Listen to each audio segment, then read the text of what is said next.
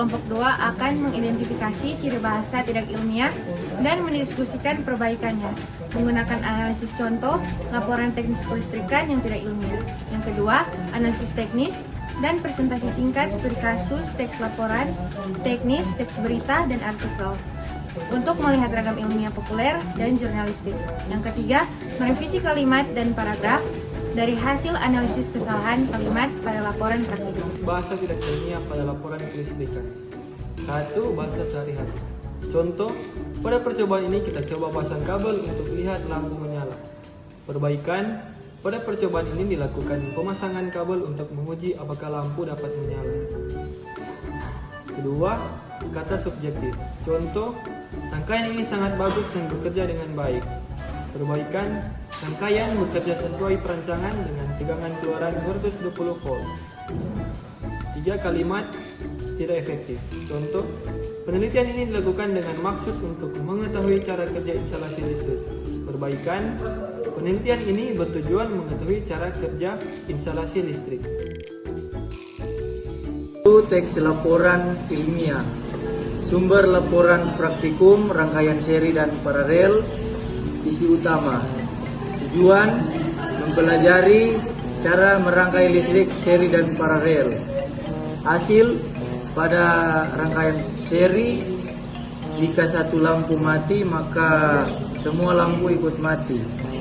Pada rangkaian paralel, jika suatu lampu mati, satu lampu lain tetap menyala.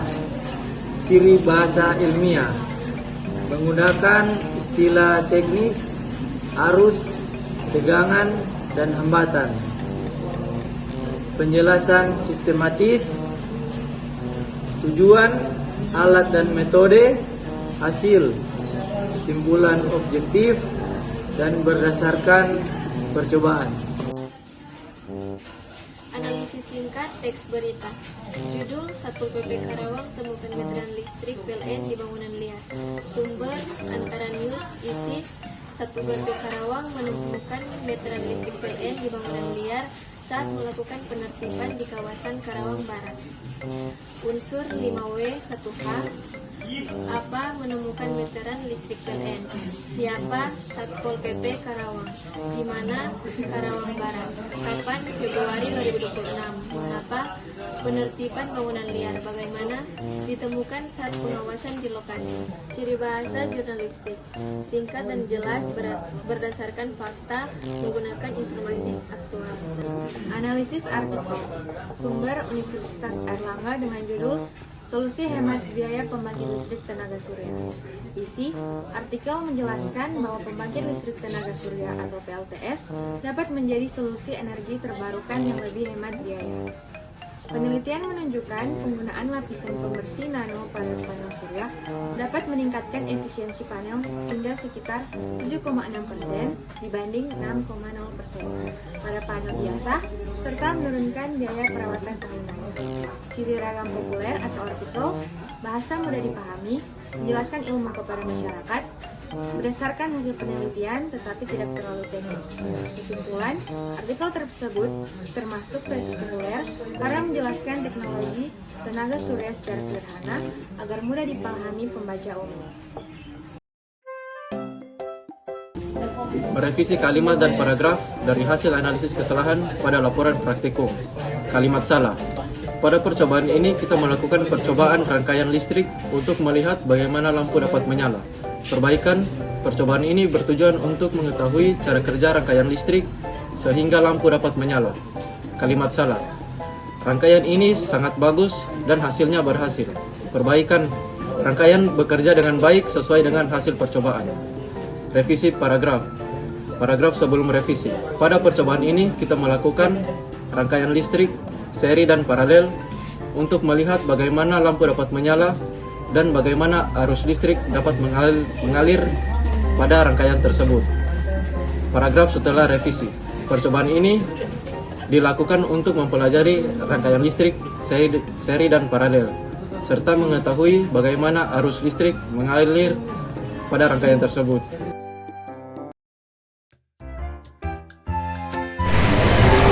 Menyunting ejaan dan tanda baca. Laporan kelistrikan. A. Paragraf asli bermasalah. Pada praktikum instalasi listrik, kami melakukan pengukuran tegangan, arus, dan hambatan menggunakan multimeter digital. Hasil pengukuran menunjukkan tegangan sebesar 220 volt, arus 1,5 ampere, dan hambatan 147 ohm. Namun, terdapat selisih nilai dari perhitungan teori. Hal ini kemungkinan disebabkan oleh kesalahan pembacaan alat atau sambungan kabel yang kurang kuat, sehingga data yang diperoleh tidak akurat. Hasil suntingan sesuai PUEBI. Pada praktikum instalasi listrik, kami melakukan pengukuran tegangan, arus, dan hambatan menggunakan multimeter digital. Hasil pengukuran menunjukkan tegangan sebesar 220 volt, arus 1,5 ampere, dan hambatan 147 ohm. Namun, terdapat selisih nilai dari perhitungan teori.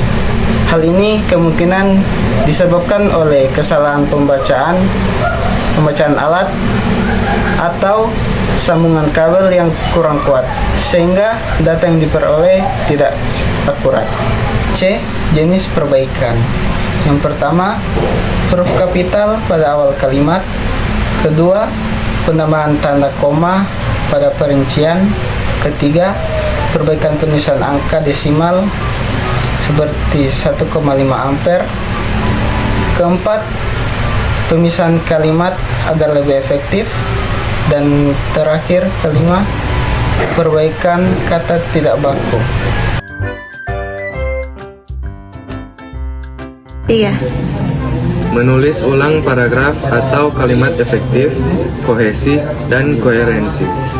Paragraf awal atau kurang padat. Dalam percobaan muatan listrik, dilakukan penggosokan benda. Setelah itu, benda didekatkan satu sama lain. Ada yang tarik-menarik dan ada yang tolak-menolak. Itu karena muatannya berbeda atau sama. Percobaan ini membuktikan teori. Paragraf hasil perbaikan atau padu dan logis.